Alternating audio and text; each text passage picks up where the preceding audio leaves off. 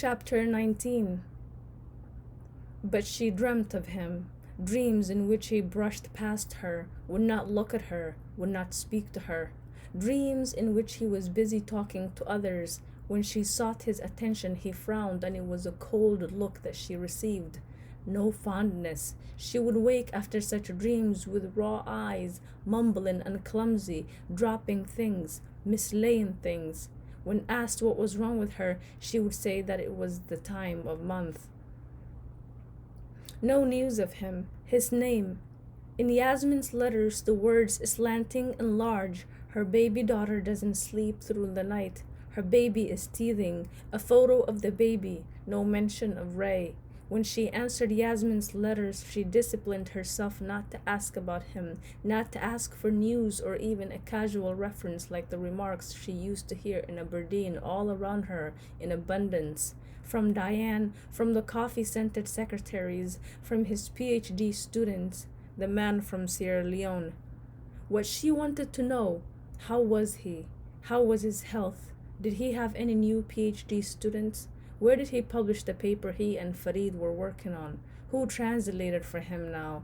Then, this she asked Yasmin. This finally she allowed herself, but without using his name, without writing it down.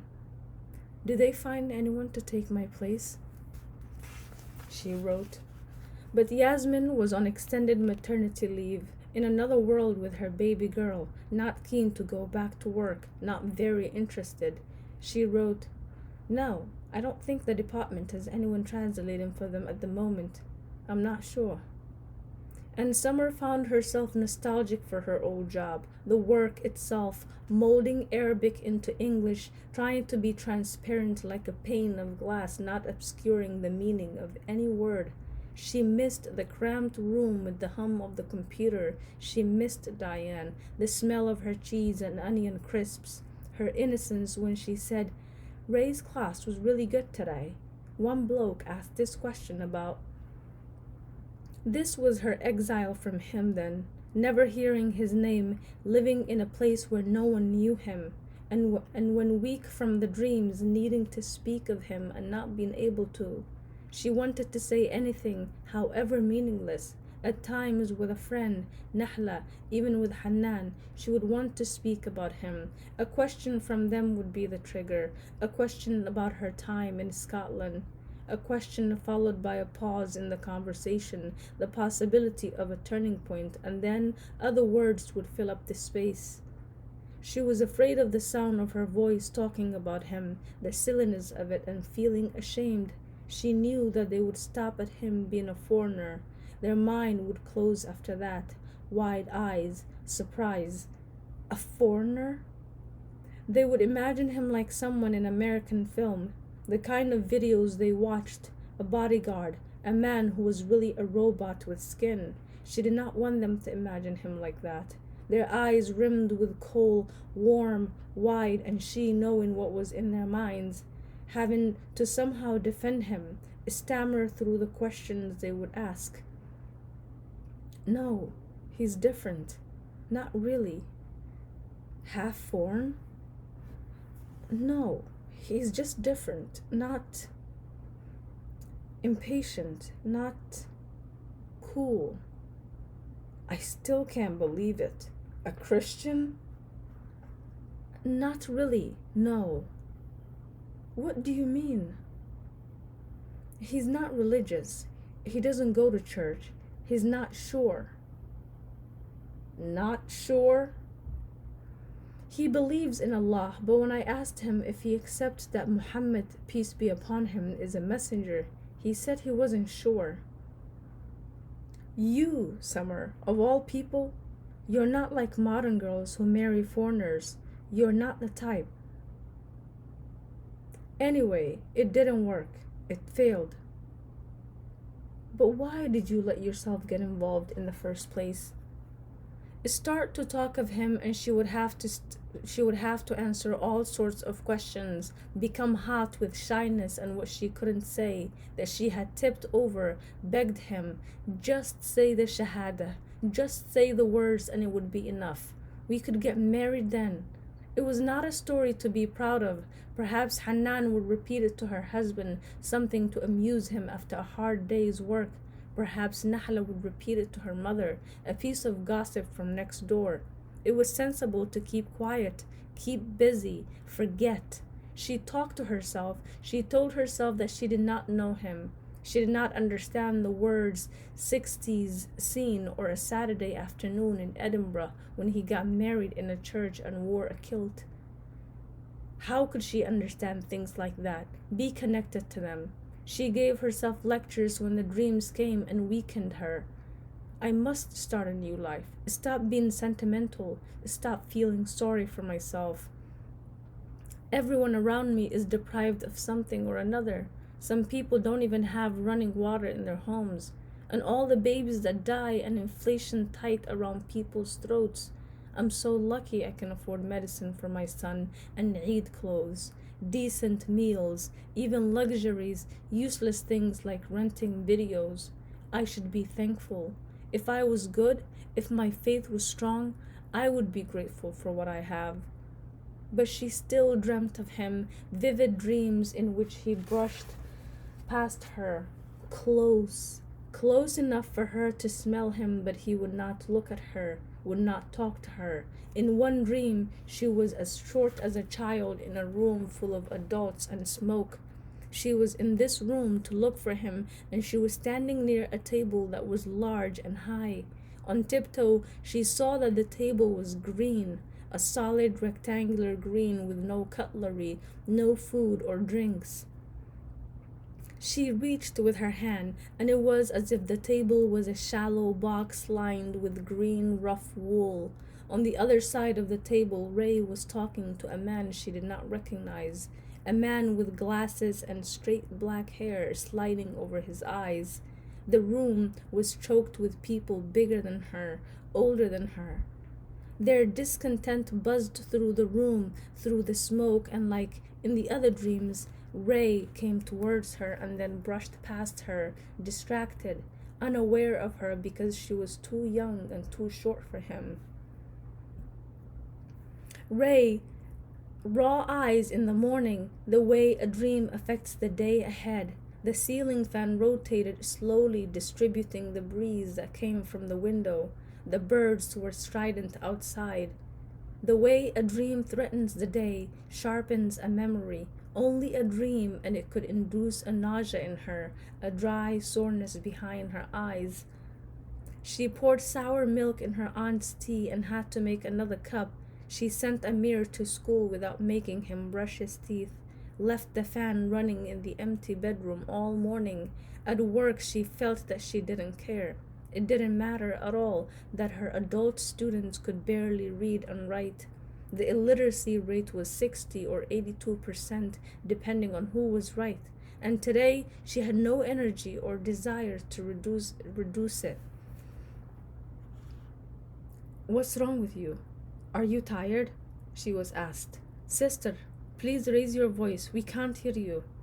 It was women's classes in the morning, mothers, grandmothers. Today, instead of reading, a health lesson about breastfeeding. The reading syllabus was set by a government commission, and because of the shortage of books, children's school books were used, the same books from which Dahlia and Amir were taught. "I am a girl. I come from village. I am a boy. I come from the village. This is a camel. These are dates." It was humiliating to learn from such books. She could feel it in their voices, a kind of edge, the men who made up the majority in the evening classes, more so than the women who would laugh it off, saying, "Now I can read my children's school books." For this reason, health topics and community education lessons were more successful. It was lucky for her that on the day she was least motivated, the topic was the popular one of feeding babies. "You left the fan on in the bedroom all morning," said her aunt, the now familiar contempt in her eyes, her voice a certain way, wanting war. They were her first words when Summer, Amir, and Dahlia came home. Dahlia sucking a lollipop given to her by a friend, Amir trailing his school bag, pretending not to be envious. Summer took off her sunglasses, poured herself a glass of water from the fridge. She sat on one of the children's stools in front of the blow-in air cooler, put her glass of water on the coffee table. There was condensation on the glass because the water was cold. "I'm sorry," she said. She could not say that it was because of the dream. Everything going wrong because of the dream. She started to drink her glass of water. Nile water, beautiful after thirst. Alhamdulillah. "Electricity isn't free," said Mahasin. She was sitting on one of the beds putting Hanan's baby to sleep, patting him on the back as he lay on his side facing the wall. Hanan was still at work. She worked longer hours than Summer. She was more productive, more efficient. The baby raised his head up and smiled at Summer. She smiled back, mouthed his name silently. Mahasin patted him harder. "Come on, sleep," she said to him. Summer felt that her aunt wanted to say more, that there was more to come after the statement, "Electricity isn't free." She escaped, went to the bedroom to change, then called Amir to give him a shower so that he could be clean before he ate. He talked to her while she toweled and dressed him, but she was not listening, her mind numb behind her dry eyes, the fear that she was somehow not going to be able to complete the day, that it was too long, too much of a challenge. Even when she prayed, she still felt a tightness inside her, a sense of foreboding. The main meal of the day served as usual, and Hanan's twins were brought down by their father, who went upstairs again. The children sat on the stools around the table, the clutter of plastic dishes, murmurs from her. "Say Bismillah before you eat. Be good and finish your plate." They were sometimes lively, sometimes quiet. Today, after the first few mouthfuls, it was as if devils danced around the house, skipped on top of the furniture, goaded the children. Rice scattered everywhere. There were screeches, fights, rice grains in noses and ears. Amir pinched Dahlia, stuck his tongue out at her. Dahlia bit Amir, leaving saliva, chewed rice and ridges on his arm. He pulled her hair, yanked it, and she screamed, a scream so loud that it seemed incredible to Summer as she pulled them apart, that such a noise could come out of someone Dahlia's size. Devils danced around the room, making everything a blur in front of Summer's eyes. Millions of children babbling away, the rattle and the din of plastic plates, and she in the middle of it, immersed, hypnotized. Dahlia's scream woke the baby. Her arms grasped the air. His face scrunched with anger, his own kind of screaming. Mahasan picked him up and started to rock him in her arms. If he did not have a proper nap, he was grumpy the rest of the day. "Make them quiet," Mahasan shouted. "Do something, Summer, instead of staring at them like an idiot." But the children were wild, stronger than her. They rotated around the room, shouting, kicking. They ran too fast. At last, Hanan appeared at the door like a hero, solid and in control, dignified in her dentist's working clothes. She smacked Dahlia, picked up her screaming baby, and herded her messy twins upstairs.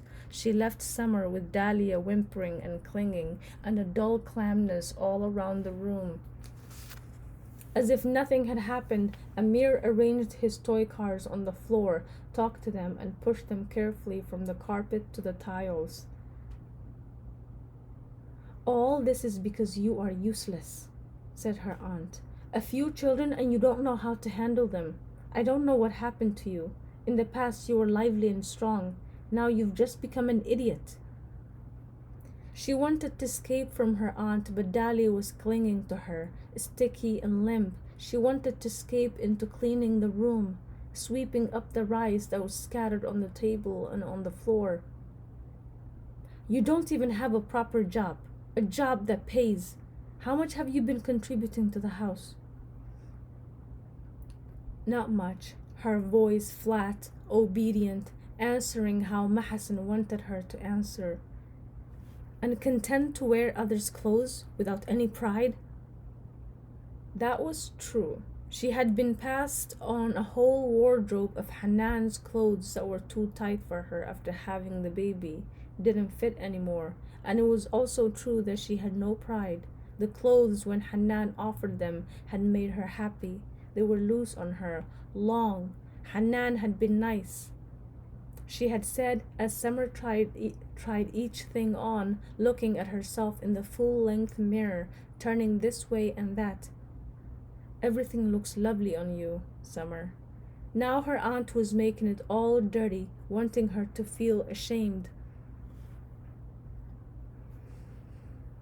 You should go back to England, work there, and send us things. I don't want to go back. We buried the deceased and you went around saying it's a good thing he left me with one child, not 3 or 4. What would I have done with them? A thing to say. It shows how low you are, with no manners, no respect for his memory. Now you have this one child and you don't even want to take him to England and look out for his benefit? She wanted to wash the dishes, smell soap, the soothing fall of the water on spoons and plates, but she was pinned down by Dahlia, her little sobs, her head on her lap. Someone must have repeated her words to Mahasan. She had never told Mahasan that she was glad she had only one child, and now all this could lead to the old quarrel about Ahmed bringing that up all over again. I know what happened, her aunt went on, her voice in the steady roar of the air cooler. I know why you came back. They fired you, didn't they? Because you didn't do the work well? Don't think I'm fooled by this story of you going to Walid and sending off a resignation letter or the rubbish you said about being homesick for your country. Foreigners don't stand for nonsense. I know. Their countries wouldn't be so advanced if they did. She gestured vaguely at the unlit screen of the television, her source of knowledge about the world. You were just no good, and they told you to leave. No. She stared down at Dahlia's head on her lap, her hair sticking out of the braids. You're a liar. I'm not a liar. She smoothed Dahlia's hair, her hands cold, clumsy. You're a liar and you killed my son.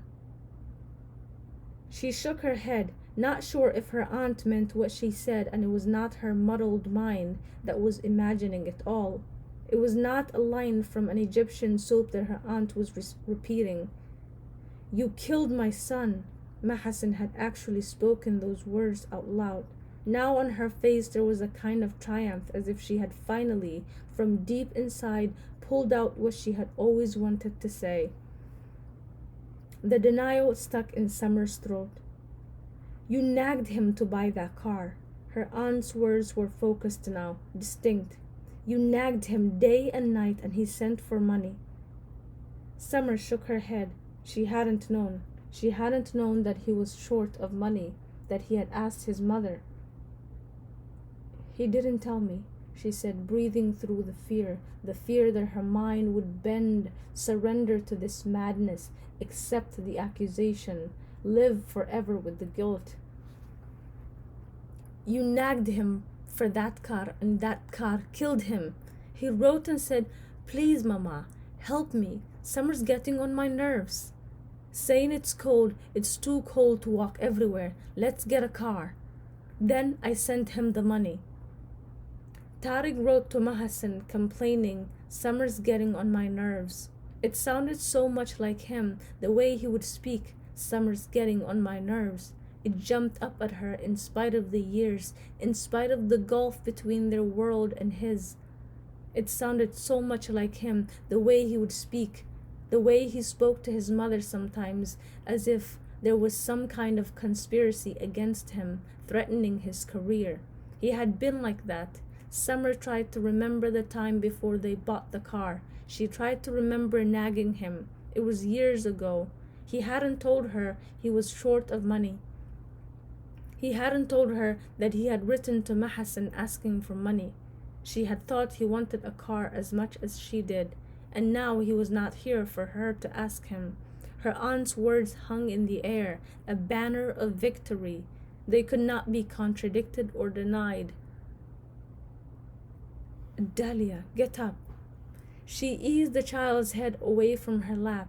Dahlia sat up and rubbed her eyes. Summer began to clear the plates off the table and to sweep the rice off the floor. She could feel her aunt watching how inefficient she was, clumsy in her movements, slow. She felt cold, her bones cold and stiff, not moving smoothly, not moving with ease. She wanted a bed and a cover, sleep. She wanted to sleep like she used to sleep in Aberdeen, everything muffled up and gray, curling up, covering her face with the blanket, her breath warming the cocoon she had made for herself. Amir pushed a tape into the video and cheerful music filled the room. Dahlia sat cross-legged on the floor and watched Mary Poppins flying in the air. Mahasan lay down on the bed, propped up on her elbow, watching the television. There was a peaceful expression on her face as if she was drained now, fulfilled after her outburst.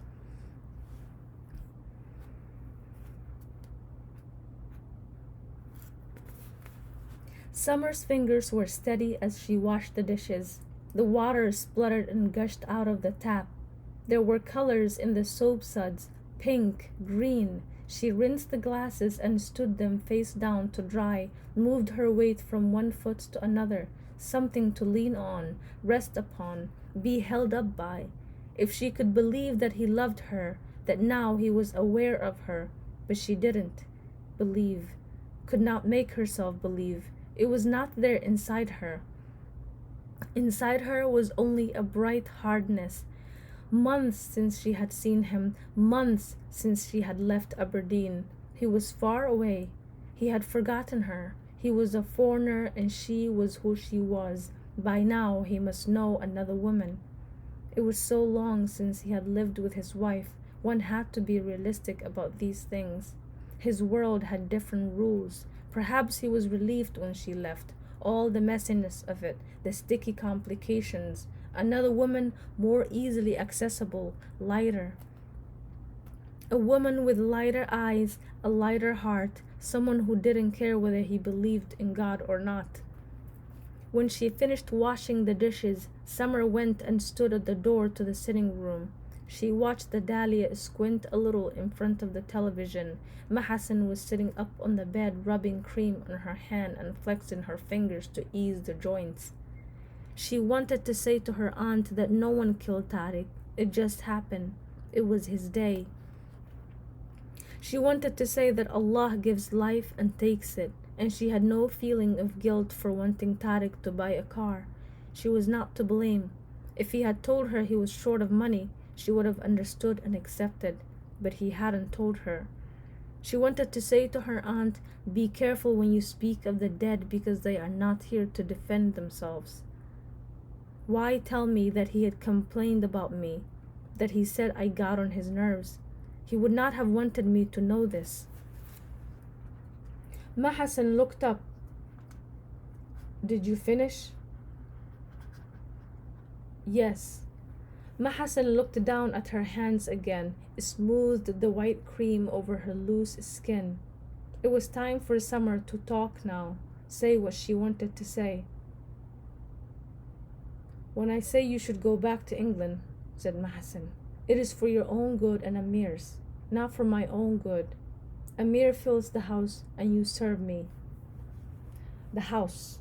Of course there must be a mention of the house. They shared ownership of this house. "It is better for us to be here," Summer said. What she had intended to say when she came out of the kitchen effervesced. Her voice was sullen as a child. "I didn't lose my job. They didn't dismiss me. I left of my own accord." Mahasan sighed as if she did not believe her, as if she was humoring her.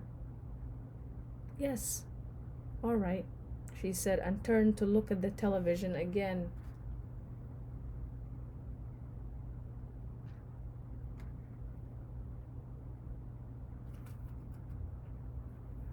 The bedroom was not so hot. It was bearable with the ceiling fan and the shutters closed against the sun. The room smelt of her aunt, a smell of creams and cologne.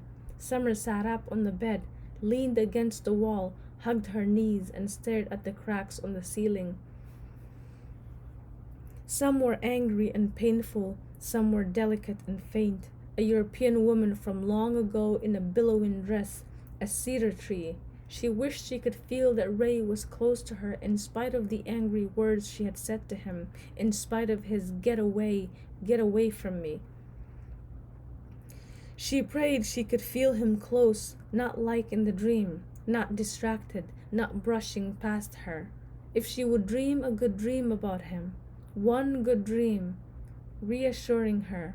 He was not so far away now that she could not imagine his voice, could not believe the things he had said to her. Another exile, doubt, the exile of not being sure that anything existed between them. No tangible proof. The perfume he had given her was in another room, locked in a suitcase with all that she didn't need. Wool and tights, her duffel coat, all the clothes he had seen her in, locked away in the storeroom with slacks of lentils and rice. She was weak today because of last night's dream, and she had annoyed her aunt. She couldn't remember clearly what she had done to annoy her aunt, to trigger all that came out of her. The cracks on the ceiling, the fan, the children running around like devils, making a terrible noise, and after Hanan came and went, her aunt said things. Her aunt blamed her for Tariq's death. That was bizarre. She wished that Hanan had been present, or Walid. Then she would have felt sane and safe, maybe not so frightened. They would have defended her. Even if they were silent out of respect for her aunt, she would have felt that they were on her side. Ray was on her side. He had told her that in the hospital when she showed him her aunt's letter, the address on the envelope, Aberdeen, England. He said, "You've won me to your side in any quarrel you have with your aunt." That was what he had said. She could remember it now. She could remember. The hospital, and how the glass door of the entrance was difficult to push, the way he looked when he saw her. She could remember now. Smile, gaze up at the lady in the hooped skirt and the branches of the cedar tree. It was a joke. "You've won me to your side, Summer, in any quarrel you have with your aunt." It was a joke about the address, and she had laughed. Someone in the post office had crossed out England with red ink. She had shown him the envelope, and he had held it in his hand. There was a plaster at the back of his hand from the intravenous amoxicillin. He had thought she looked nice. She was wearing her new coat, henna-colored, and toggles instead of buttons. It was warm in the ward, too warm, and she had wanted to take the coat off, but she had felt too shy. When he told her he loved her, it was strange because no one had told her these words in English before. And it was not like in a film. It was just like the way he spoke, normal. If now she could have anything she wanted, she would want to look at photographs of him when he was young, black and white photographs and early colored ones, his hair and the clothes he wore. She would like to look at his photographs and ask him questions. He would be more interested in her than in the photographs, answering her questions reluctantly, not so keen as she was to talk about the past. It was because of the way he looked at her that things came to a head. The awkwardness she felt, uneasy with everything. If they were not a man and a woman, if they were pure friends, if all that was between them was clear air, she would have been patient when she asked him if he believed, and he replied, "I'm not sure." There were people who drew others to Islam, people with deep faith, the type who slept little at night, had an energy in them. They did not for no personal gain, no worldly reason. They did it for Allah's sake. She had heard stories of people changing, prisoners in Brixton, a German diplomat, an American with ancestors from Greece, someone influencing someone with no ego involved. And she, when she spoke to Ray, wanting this and that, full of it, wanting to drive with him to Sterling, to cook for him, to be settled, to be someone's wife. She had never, not once, prayed that he would become a Muslim for his own sake, for his own good. It had always been for herself, her need to get married again, not to be alone. If she could rise above that, if she would clean her intentions, he had been kind to her and she had given him nothing in return. She would do it now from far away without him ever knowing. It would be her secret. If it took him 10 months or 10 years or 20 or more,